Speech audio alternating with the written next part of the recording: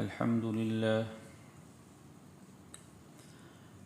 لله نحمده ونستعينه ونستغفره ونؤمن به ونتوكل عليه ونعوذ بالله من شرور أنفسنا ومن سيئات أعمالنا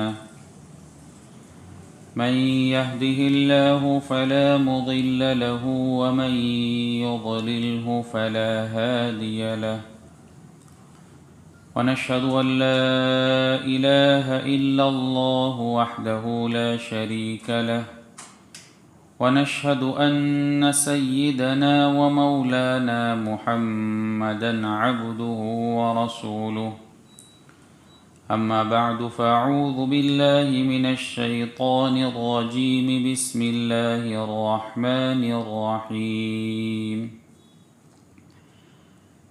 شهر رمضان الذي أنزل فيه القرآن هدى للناس وبينات من الهدى والفرقان فمن شهد منكم الشهر فليصمه ومن كان مريضا أو على سفر فعدة من أيام أخر يريد الله بكم اليسر ولا يريد بكم العسر ولتكملوا العدة ولتكبروا الله على ما هداكم ولعلكم تشكرون۔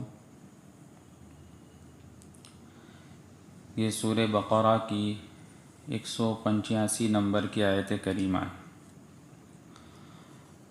اللہ رب العزت فرماتے ہیں رمضان کا مہینہ وہ ہے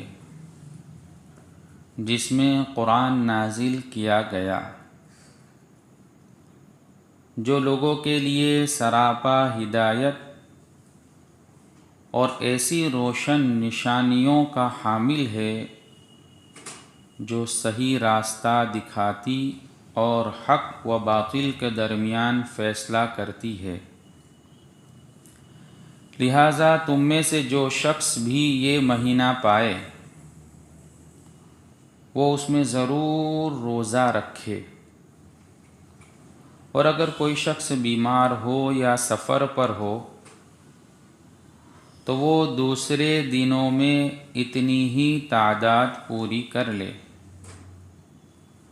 اللہ تمہارے ساتھ آسانی کا معاملہ کرنا چاہتا ہے اور تمہارے لیے مشکل پیدا کرنا نہیں چاہتا، تاکہ تم روزوں کی گنتی پوری کر لو، اور اللہ نے تمہیں جو راہ دکھائی اس پر اللہ کی تکبیر کہو، اور تاکہ تم شکر گزار بنو۔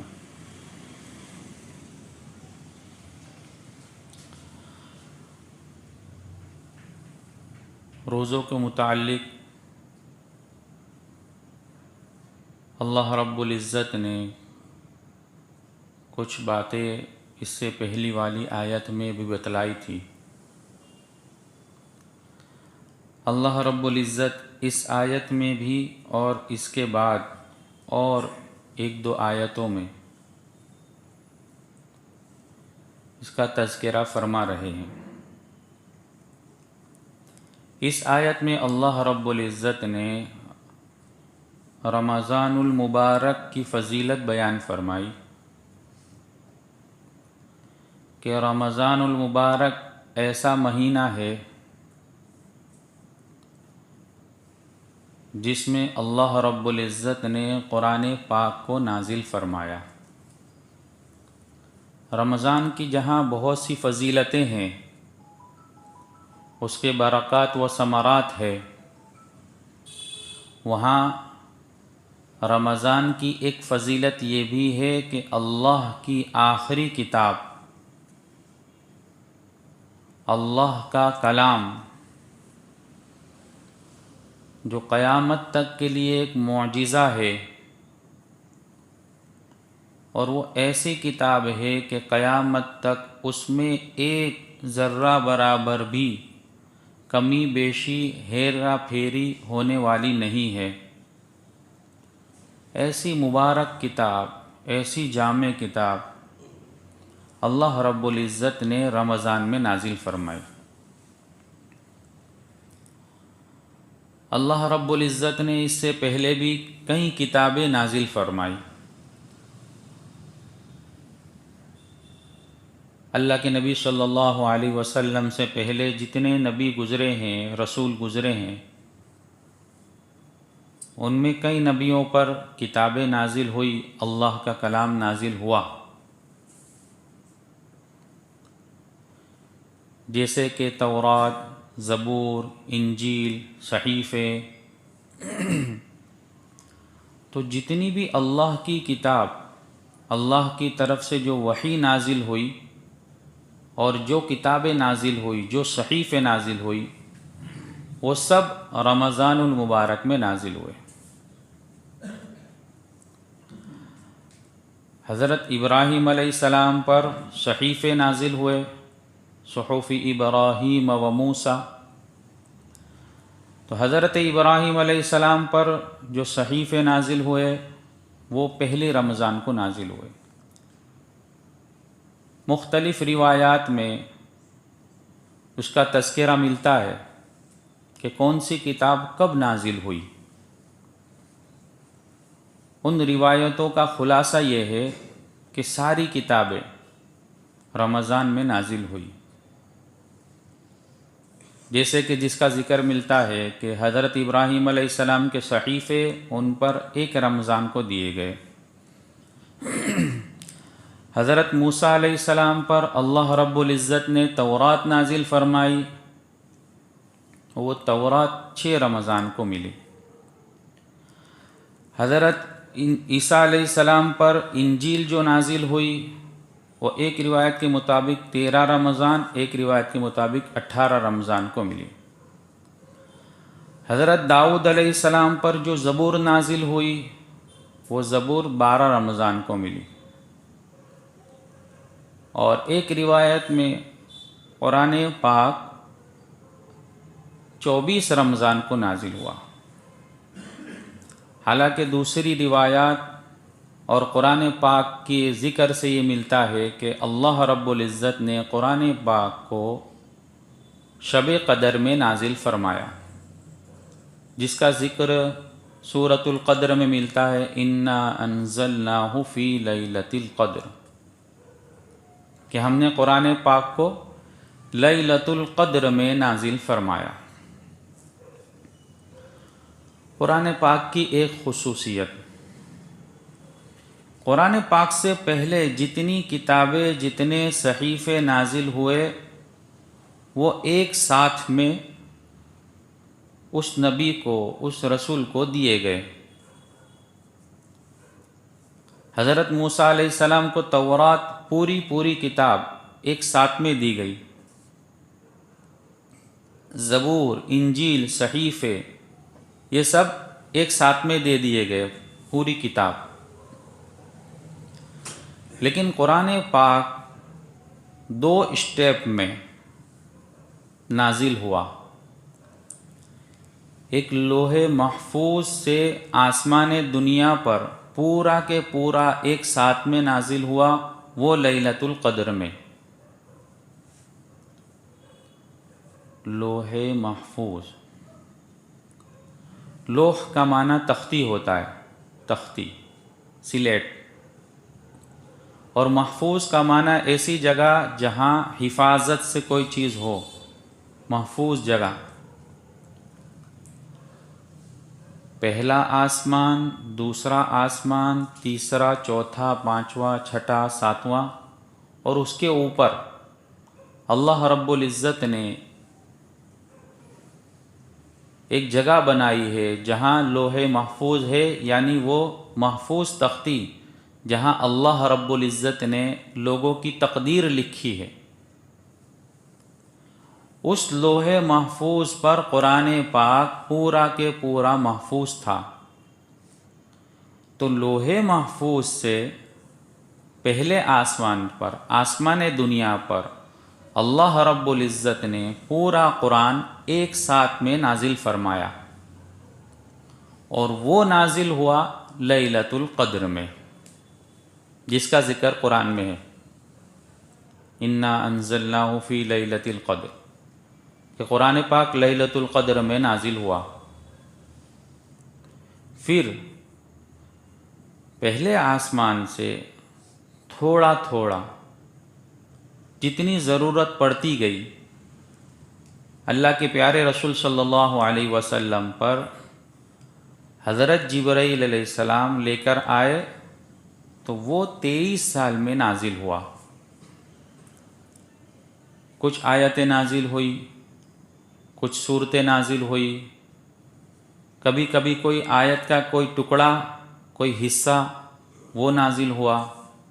اس طرح تھوڑا تھوڑا تھوڑا کر کے آسمان دنیا سے اللہ کے پیارے رسول صلی اللہ علیہ وسلم کے قلب مبارک پر، آپ پر پورا قرآن 23 سال میں نازل ہوا۔ کچھ مکی زندگی میں جو شروع میں نازل ہوئی،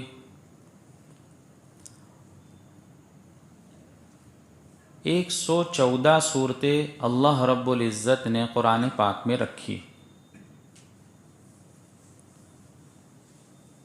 اس 114 صورت میں مدنی صورتیں 27 ہے، اور بقیہ صورتیں مکی ہے۔ جیسا کہ میں نے پہلے شروع میں بتلایا تھا کہ مکی صورتیں یعنی وہ صورتیں جو اللہ کے رسول صلی اللہ علیہ وسلم نے مکۃ المکرمہ سے مدینۃ المنورہ کی ہجرت فرمائی، اس سے پہلے نازل ہوئی۔ آپ کے ہجرت فرمانے سے پہلے جو آیت یا جو صورت نازل ہوئی اس کو مکی صورت کہتے ہیں، اور ہجرت فرمانے کے بعد جب آپ مدینۃ المنورہ پہنچ گئے، یہاں تک کہ علماء نے لکھا کہ جو سفر ہجرت میں یعنی مکہ سے نکلنے کے بعد مدینہ پہنچنے سے پہلے پہلے بھی جو آیت نازل ہو گئی اس کو بھی مکی کہیں گے، لیکن مدینہ پہنچنے کے بعد اب جو آیت نازل ہوئی یا جو صورت نازل ہوئی اس کو مدنی صورت، مدنی آیت کہیں گے، اگرچہ وہ آیت مکہ میں نازل ہوئی ہو یا کوئی سفر میں نازل ہوئی ہو۔ جیسے کہ ایسی بھی آیت ہے کہ آپ مدینہ پہنچ گئے اور وہاں قیام پذیر ہو گئے، رہنے لگے، اس کے بہت بعد آپ نے سفر فرمایا اور سفر میں کوئی آیت نازل ہوئی، یا آپ عمرے کے لیے مکہ تشریف لے گئے یا حج کے لیے تشریف لے گئے اور وہاں جو آیت نازل ہوئی اس کو بھی مدنی آیت، مدنی صورت کہیں گے، اگرچہ وہ مکہ میں نازل ہو رہی ہے، بالکل عرفات کا میدان ہے اور وہاں آیت نازل ہو رہی ہے، لیکن چونکہ آپ مدینہ ہجرت فرما چکے ہیں، اب اس آیت کو مدنی آیت کہیں گے۔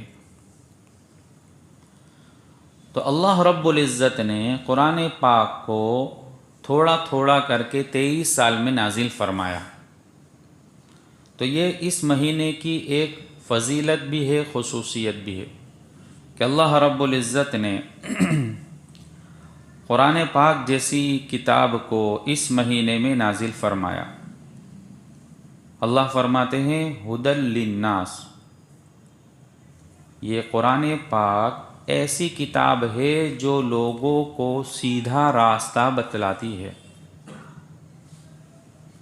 جو شخص بھی قرآن پاک کو صراط مستقیم حاصل کرنے کی نیت سے پڑھے گا، اس کے اندر غور و فکر کرے گا، تو یہ کتاب اس شخص کو ہدی للناس، ناس فرمایا ہدی ایمان والے کے لیے ہدایت یا اللہ کو ماننے والے کے لیے ہدایت، اس کو سیدھا راستہ بتلاوے، ایسا نہیں. ہدی للناس، ناس کے اندر سب لوگ آ گئے، چاہے وہ اللہ پر ایمان رکھنے والا ہو یا اللہ پر ایمان رکھنے والا نہ ہو. جو شخص بھی اس کتاب کو ہدایت حاصل کرنے کے لیے، اس سے عبرت حاصل کرنے کے لیے، صراط مستقیم پر چلنے کی نیت سے اس کو پڑھے گا تو اس کو یہ کتاب سیدھا راستہ بتلائے گی. وَبَيِّنَاتٍ مِّنَ الْهُدَى وَالْفُرْقَانِ، اور یہ کتاب سیدھا راستہ بتلانے کے ساتھ ساتھ حق اور باطل کے درمیان میں فیصلہ کرنے والی کتاب ہے. یہ کتاب حق اور باطل کے درمیان میں بالکل صحیح فیصلہ کرنے والی کتاب ہے. فمن شہد منکم الشہر فلیصم، اس سے پہلی والی آیت میں اللہ رب العزت نے روزے کے متعلق یوں فرمایا تھا کہ تم اگر روزہ رکھنا چاہو تو روزہ رکھو اور اگر چاہو تو فدیہ ادا کرو. لیکن اس آیت میں اللہ رب العزت نے اس حکم کو ختم فرما کر فرمایا کہ تم میں سے جو کوئی بھی رمضان کا مہینہ پاوے اس کو چاہیے کہ فلیصم، وہ روزہ ضرور رکھے. اس سے جو فدیہ ادا کرنے کا مسئلہ تھا اس کو اللہ نے ختم فرمایا کہ جو کوئی بھی صلاحیت رکھتا ہو کہ وہ روزہ رکھ سکتا ہے، اس کے اندر روزہ رکھنے کی صلاحیت ہو، اس کے لیے ضروری ہے کہ وہ اب روزہ رکھے. روزہ رکھنے کی صلاحیت ہو، اس کا مطلب یہ ہے کہ وہ آدمی مسلمان ہو، عاقل ہو، بالغ ہو، مقیم ہو. مسلمان ہو، عاقل ہو، عقل مند ہو. اگر پاگل ہے تو گویا اب اس کے اندر روزے کی صلاحیت نہیں ہے، تو اس وجہ سے فلیصم، تم روزہ ضرور رکھو کا حکم اس پر عائد نہیں ہوگا. بالغ ہو، نابالغ کے اوپر ابھی فرضیت روزہ عائد نہیں ہے، اس پر روزہ رکھنا فرض نہیں ہے، اس لیے یہ حکم اس پر عائد نہیں ہوگا. مقیم ہو یعنی مسافر نہ ہو، کہ مسافر آدمی کو سفر کی وجہ سے شریعت نے روزے کے چھوڑنے کی اجازت دی ہے کہ سفر کی وجہ سے اگر کوئی آدمی روزہ چھوڑنا چاہے تو اس کو روزہ چھوڑنے کی اجازت ہے. اجازت ہے کا مطلب یہ ہے کہ روزہ رکھنا چاہے تو بھی رکھ سکتا ہے، اور اس کا روزہ سفر کی حالت میں بھی ادا ہو جائے گا، اس کی فرضیت ساقط ہو جائے گی. کچھ عذر وقتی ہوتے ہیں. وقتی عذر، وقتی طور پر کوئی عذر، کوئی تکلیف آ گئی، اس وجہ سے وہ وقتی طور پر روزہ اس پر ساقط ہو سکتا ہے. وقتی طور کے عذر کا مطلب ہے حیض یا نفاس کی حالت میں ہو عورت، یا سفر کے اندر ہو یا مرض کے اندر ہو. اگر کسی عورت کو حیض آتا ہے یا نفاس آ رہا ہے، حیض کہتے ہیں ہر مہینے جو عورت کو ماہواری خون آتا ہے، نفاس کہتے ہیں بچے کے پیدا ہونے کے بعد جو عورت کو خون آتا ہے. تو حیض کی حالت میں یا نفاس کی حالت میں ہر مہینے جو ماہواری خون آتا ہے اس حالت میں یا نفاس کی حالت میں اگر ایسی حالت میں وہ عورت ہے تو وہ عورت روزہ نہ رکھے، اس کو کہیں گے وقتی عذر۔ اب وہ عورت رمضان کے گزرنے کے بعد یا اس عذر کے ختم ہونے کے بعد تو روزے رکھنے ہی ہے، لیکن رمضان کے گزرنے کے بعد ان چھوٹے ہوئے روزوں کی قضا کرے گی۔ اسی طرح وہ مسافر جو سفر کی حالت میں ہونے کی وجہ سے اس نے روزے نہیں رکھے، یا وہ بیمار کہ ایسی بیماری تھی جس کی وجہ سے وہ روزے نہیں رکھ سکا، تو اب جب وہ مرض ختم ہو جاوے یا وہ سفر سے واپس آ جاوے تو رمضان المبارک کے بعد وہ چھوٹے ہوئے روزے جو اس نے سفر میں یا مرض کی حالت میں نہیں رکھے تھے، ان روزوں کی قضا کرنا اس کے لیے ضروری ہے۔ تو اللہ فرماتے ہیں کہ جو کوئی بھی رمضان کا مہینہ پاوے اس کے لیے یہ چیز ضروری ہے کہ وہ روزہ رکھے۔ ومن کان مریضا، اللہ رب العزت نے مریض اور مسافر کا حکم پھر بیان فرمایا کہ جو کوئی مریض ہو یا مسافر ہو تو وہ چھوٹے ہوئے روزوں کو ان ایام کے بعد رکھے۔ یرید اللہ بکم الیسر ولا یرید بکم العسر۔ اللہ رب العزت جو احکام بیان فرما رہے ہیں، اور اللہ رب العزت نے جو یہ حکم تمہارے لیے بیان فرمایا تو یہ تمہاری آسانی کے لیے ہی ہے۔ اللہ رب العزت تمہارے ساتھ آسانی کا معاملہ کرنا چاہتا ہے۔ اللہ رب العزت بندوں کو ایسے احکامات نہیں دیتا، ایسے احکامات کی پابندی کرنے کا حکم نہیں فرماتا جن احکامات پر بندہ عمل نہ کر سکے۔ اللہ رب العزت تو بندوں کے ساتھ آسانی ہی چاہتا ہے۔ ولا یرید بکم العسر، اللہ رب العزت تمہارے ساتھ مشقت کا معاملہ کرنا نہیں چاہتا، تمہیں مشقت میں ڈالنا نہیں چاہتا، بلکہ اللہ تو تمہارے ساتھ آسانی چاہتا ہے۔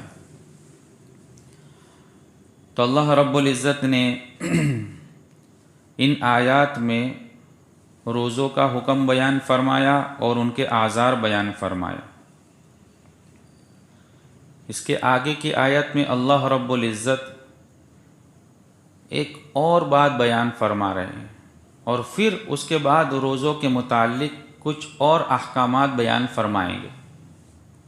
اور درمیان کی آیت میں اللہ رب العزت نے اپنے سے مانگنے کا حکم دیا کہ رمضان کا مہینہ ایسا مہینہ ہے جس کے اندر بندے کو چاہیے کہ وہ اللہ رب العزت سے تعلق قائم کرے، زیادہ سے زیادہ اللہ سے مانگے، جس کو انشاءاللہ ہم پھر سمجھیں گے۔ بسم اللہ الرحمن الرحیم۔ سبحانک اللہم وبحمدک وتبارک اسمک وتعالی جدک ولا الہ غیرک۔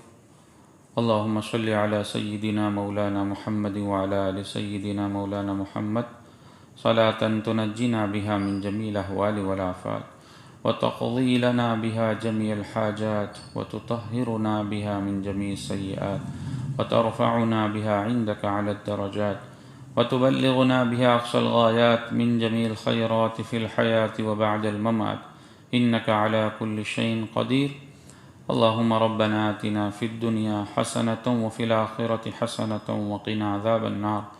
ربنا لا تزغ قلوبنا بعد إذ هديتنا وهب لنا من لدنك رحمة إنك أنت الوهاب۔ رب اجعلني مقيم الصلاة ومن ذريتي ربنا وتقبل دعاء۔ ربنا اغفر لي ولوالدي وللمؤمنين يوم يقوم الحساب۔ یا ارحم الراحمین، یا اکرم الاکرمین۔ یا اللہ ہم تمام کے گناہوں کو معاف فرما، تمام کی خطاؤں سے درگزر فرما۔ یا اللہ اپنے فضل کا معاملہ فرما، یا اللہ اپنے فضل کا معاملہ فرما، یا اللہ اپنے فضل کا معاملہ فرما۔ یا اللہ ہر قسم کی بھلائیاں نصیب فرما، ہر قسم کی برائیوں سے حفاظت فرما، حاسدین کے حسد سے حفاظت فرما، فتین کے فتنے سے حفاظت فرما، شیطان کے شیطانیت سے حفاظت فرما، ہر برا چاہنے والے کی برائی سے حفاظت فرما، زمینی آسمانی بلاؤں سے حفاظت فرما، ولائی یا اللہ وبائی بیماریوں سے حفاظت فرما، پوری امت مسلمہ کی حفاظت فرما، پوری امت مسلمہ کی حفاظت فرما، پوری امت مسلمہ کی حفاظت فرما، امت مسلمہ کی جان کی، مال کی، عزت کی، آبرو کی، اعمال کی، ایمان کی، ہر چیز کی حفاظت فرما، اپنے فضل سے اپنے کرم سے حفاظت فرما۔